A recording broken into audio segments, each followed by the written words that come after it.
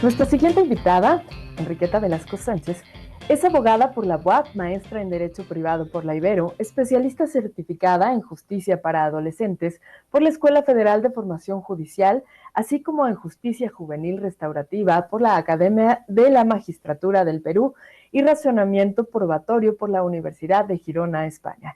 También ha cursado estudios de posgrado en la Universidad de Göttingen, Alemania, y otros en Puerto Rico y Estados Unidos.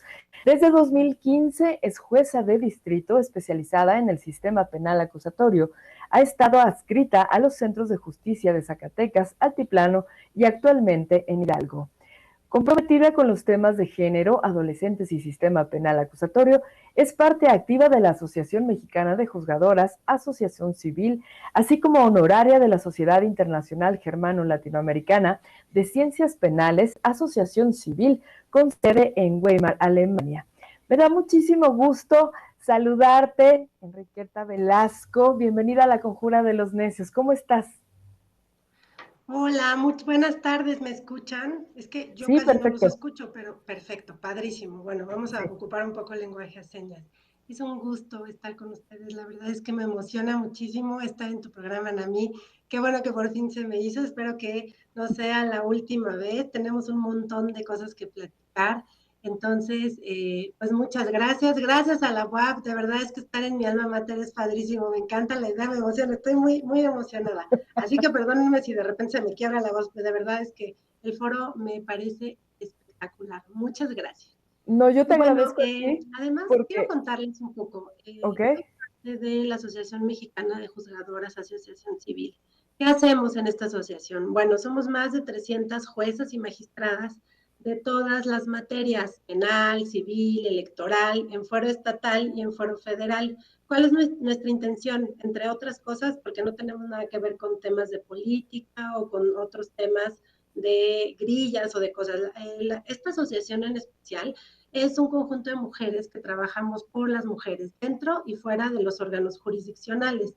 Entre otras, nuestra intención es visibilizar los temas de género, visibilizar las problemáticas y sobre todo, en la medida de lo que nosotros tenemos acceso a esta información sobre las leyes, sobre cómo aplicar las leyes, pues poder difundirlas y que sean las personas beneficiarias de estas leyes las que tengan el acceso real y efectivo a cada una de las herramientas.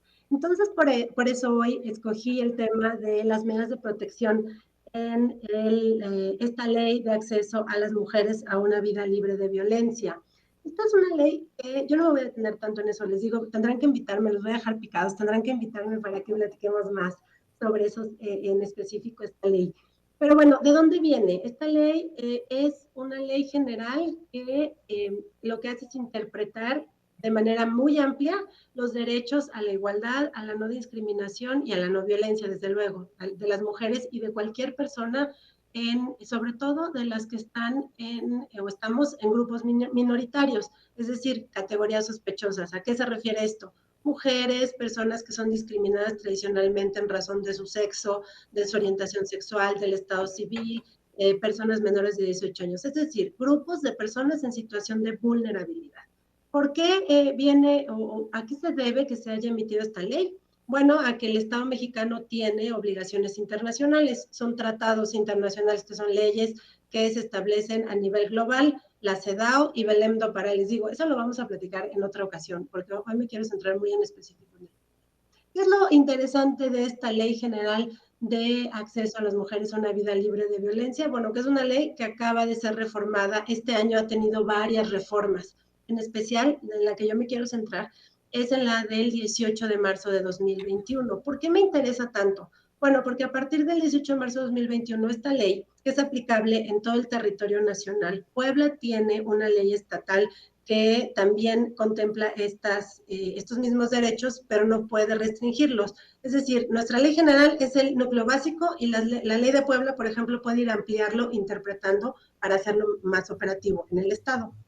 Pero de momento nos vamos a centrar en la ley general, porque eso es lo interesante, lo que vengo a decirles el día de hoy. Primero, porque en esta reforma, el pasado marzo de 2021, en principio se entendió por quien hace las leyes, nuestros legisladores y legisladoras, en este caso el Congreso de la Unión, que hay un problema de violencia de género en contra de las mujeres y de grupos minoritarios, que muy bien, atinadamente pues, se determina como una cuestión de extrema urgencia y que requiere atención inmediata por las autoridades, en este caso las autoridades fiscalías y los órganos jurisdiccionales. ¿Por qué es tan importante determinar, en primer lugar, la visibilización del problema?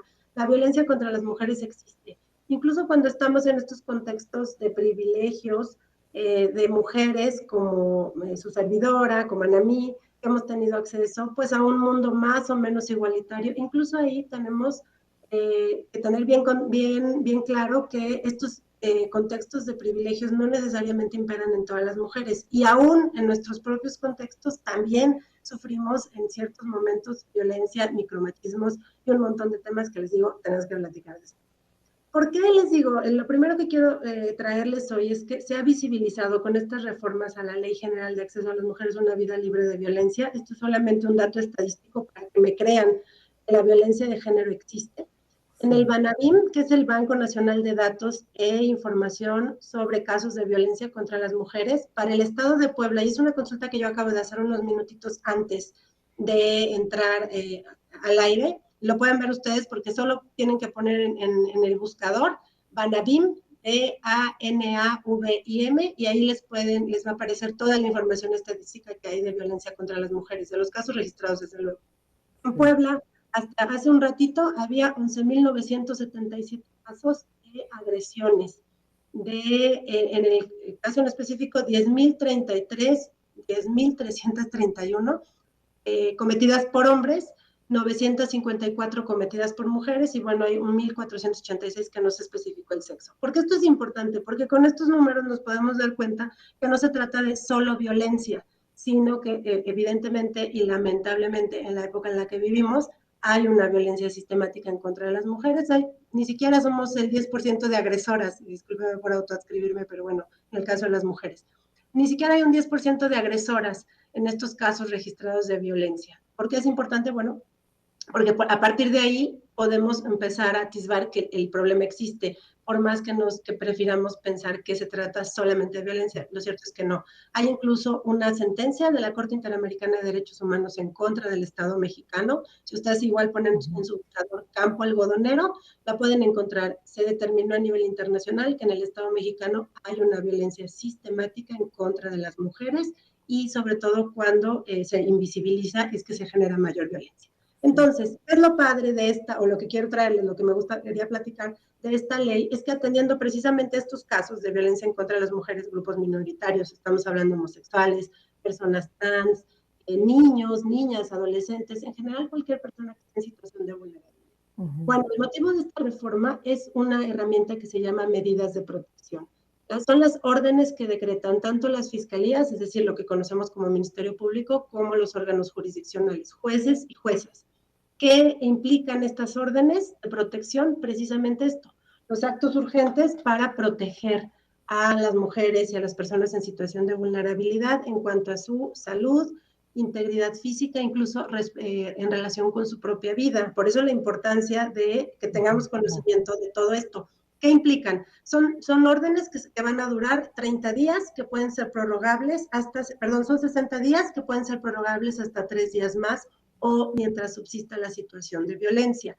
Claro. ¿Cuáles pueden ser estas medidas que se decreten? Pues desde la separación de la persona agresora del domicilio, estas restricciones de acercarse, embargos sobre inmuebles para proporcionar alimentos. Hay un montón de posibilidades y herramientas que están en la propia reforma y que igual con calma podríamos verlos. Pero lo que quiero contarles hoy, que es mi intención, es cómo se tramitan estas medidas de protección. ¿Cuál es la importancia? En el estado de Puebla tienen un programa, la verdad, de vanguardia, que tiene una idea muy clara de la eficiencia de lo que implican estas medidas de protección. En el Tribunal Superior de Justicia del estado de Puebla, en el que yo trabajo y por eso me siento parte y muy orgullosa de lo que se está haciendo en el estado de Puebla, Bueno, se instauró un programa 24/7. ¿Qué quiere decir esto? Hay jueces y juezas especializados en este tipo de medidas de protección. Basta que cualquier persona en situación, no tiene que ser una mujer necesariamente, cualquier persona en situación de violencia marque el número de emergencias en Puebla, el 911, se hará una alerta a la Autoridad de Seguridad Pública, UDAIM, que es la especializada.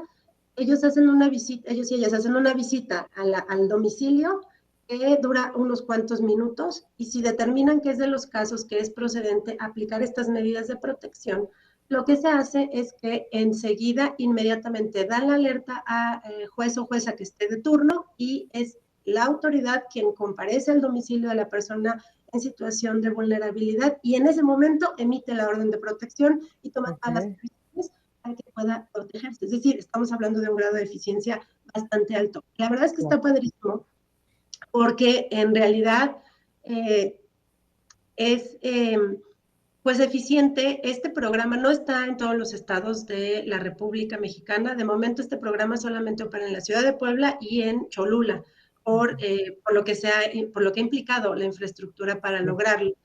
Y lo interesante, miren, yo les traje un ejemplo de una medida de protección que se tramitó hace unos días. Y está padrísimo porque podemos ver, fíjense, se da la llamada de la alerta se da a las 12 horas con 16 minutos y 55 segundos. Se atendió por parte de la policía 20 minutos después, y el juez, en este caso el juez Olmos, es información pública, yo también la obtuve de internet.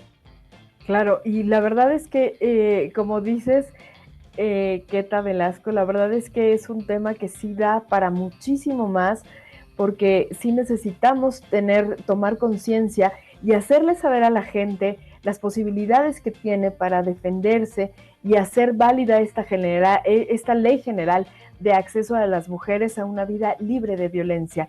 Te agradecemos muchísimo que hayas estado aquí en la Conjura de los Necios, y por supuesto que no va a ser la primera ni la última vez, porque sí es un tema importante que debemos de seguir hablando. Vamos a un corte rapidísimo y continuamos en la Conjura de los Necios.